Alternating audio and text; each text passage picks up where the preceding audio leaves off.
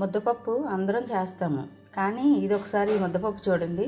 పూర్వం పొలాల్లోంచి కందులు తీసుకొచ్చి వేపి ఇసిరి పప్పు చేసేవాళ్ళు. అది ముద్దపప్పు కానీ పప్పు కానీ వండితే చాలా టేస్టీగా ఉండేదండి. ఇప్పుడు అలా రావట్లేదు మనకి.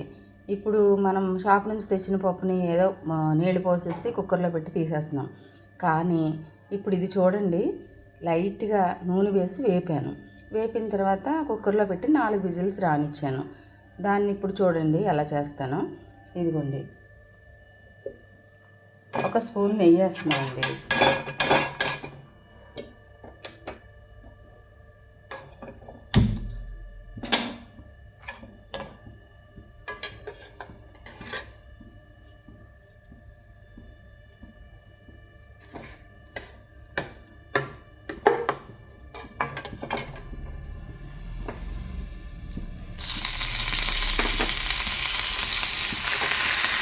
నెయ్యి కరిగిన తర్వాత జీలకర్ర,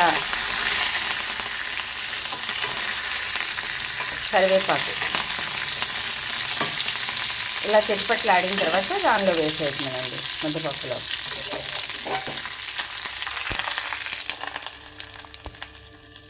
ఇది చాలా టేస్టీగా ఉంటుంది. పప్పు అయితే చాలా బాగుంటుంది.